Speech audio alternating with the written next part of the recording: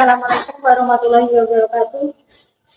Perkenalkan, nama saya Ria Batul Kusna. Saya dari Manajemen Retail Institut Teknologi dan Bisnis Trenggalek dengan NIM 220204020012. Saya akan memenuhi tugas mata kuliah Hukum Bisnis dan saya akan menjelaskan materi mengenai badan usaha. Badan usaha ada 3. Yang pertama CV, yang kedua firma, yang ketiga ada PT. Oke, saya akan menjelaskan lebih lanjut mengenai CV. Pengertian CV. CV atau Commanditair Vennootschap atau perusahaan CV adalah istilah yang berasal dari bahasa Belanda.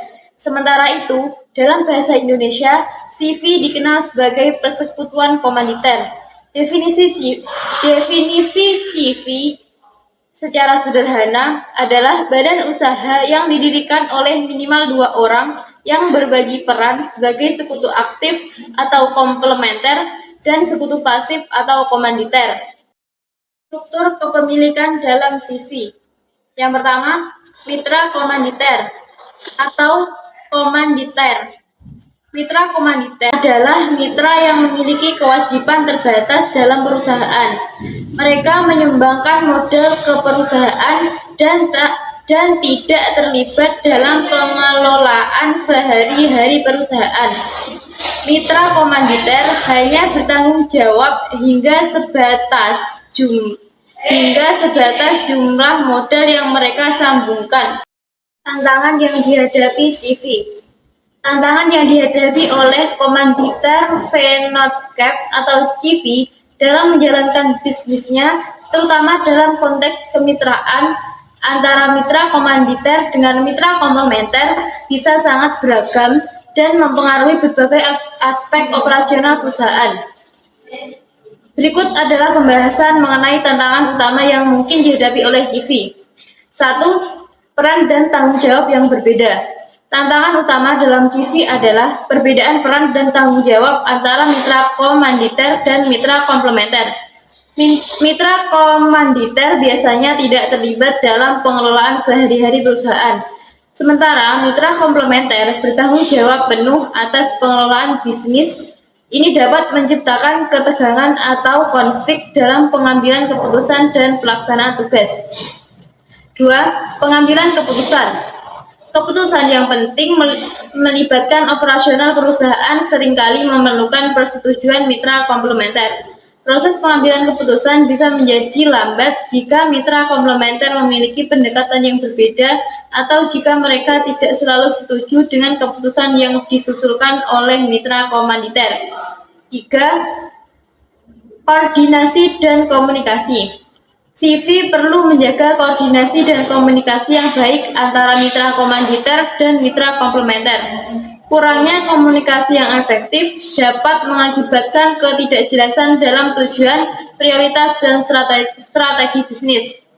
Yang keempat, resiko tanggung jawab pribadi.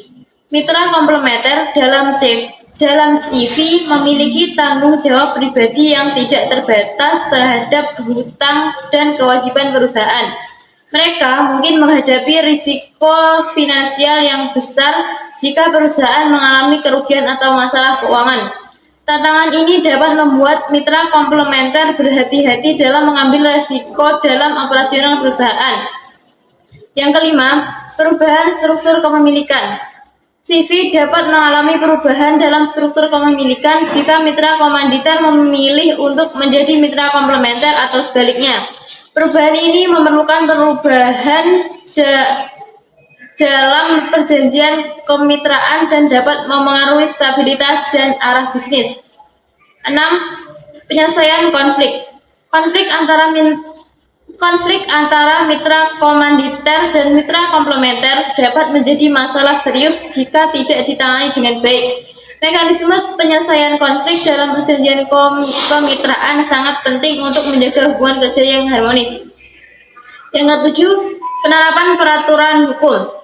CV mungkin harus mematuhi peraturan hukum yang mengatur jenis kemitraan ini, termasuk tata cara pendirian dan kewajiban pajak. Memahami dan mematuhi peraturan-peraturan ini juga merupakan tantangan tersendiri. Oke, sekarang membahas lebih lanjut tentang firma. Artian firma. Firma berasal dari bahasa Belanda, yakni Vennootschap Order, yang artinya perserikatan dagang antara beberapa perusahaan. Firma ini menjadi persekutuan dari beberapa badan usaha yang kemudian menjalankan bisnis antara dua orang atau lebih menggunakan satu nama. Dalam Kamus Besar Bahasa Indonesia atau KBBI juga disebutkan tentang pengertian firma, yaitu perserikatan dagang yang didirikan untuk menjalankan usaha bersama di bawah satu nama yang setiap anggotanya memiliki tanggung jawab penuh. Jadi, ketika menjalankan firma, setiap anggota wajib berperan aktif demi kemajuan perusahaan. Dan firma. 1. Memperluas usaha. Setiap badan usaha atau perusahaan tentu berdiri dengan tujuan untuk bisa memperoleh keuntungan. Keuntungan ini semakin berpeluang untuk diperoleh melalui adanya usaha untuk memperluas usaha. Perluasan usaha bagaimanapun juga menjadi harapan dari seluruh usaha yang ada. Dengan adanya perluasan usaha, maka sebuah usaha dinilai telah berhasil dalam mencapai target. Bahkan perluasan usaha seringkali dinilai sebagai suatu hal yang dilakukan apabila hasil usaha telah mencapai target. Bila usaha semakin luas, maka badan usaha dinilai telah mencapai tujuan yang sebelumnya telah ditetapkan. 2. Memperkuat modal. Firma pada dasarnya terdiri dari lebih dari satu orang.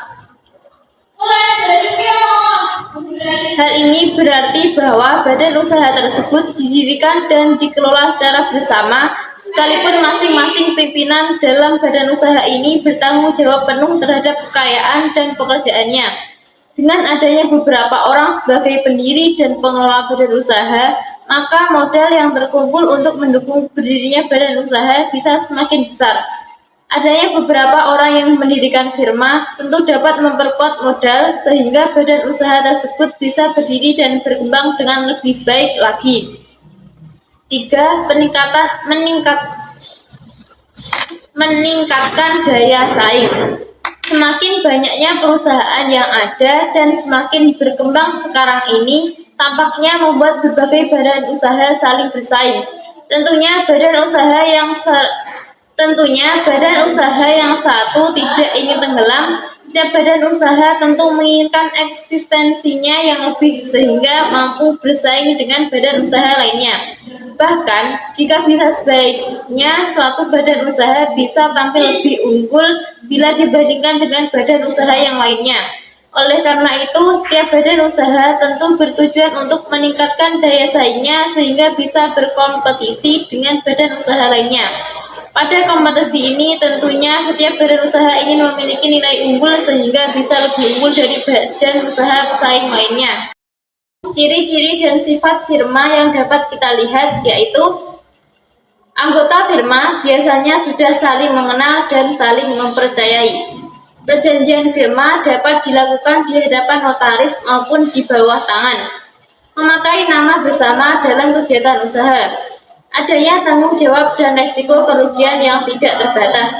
Apabila terdapat hutang tak terbayar, maka setiap pemilik wajib melunasi dengan harta pribadi. Karakteristik firma.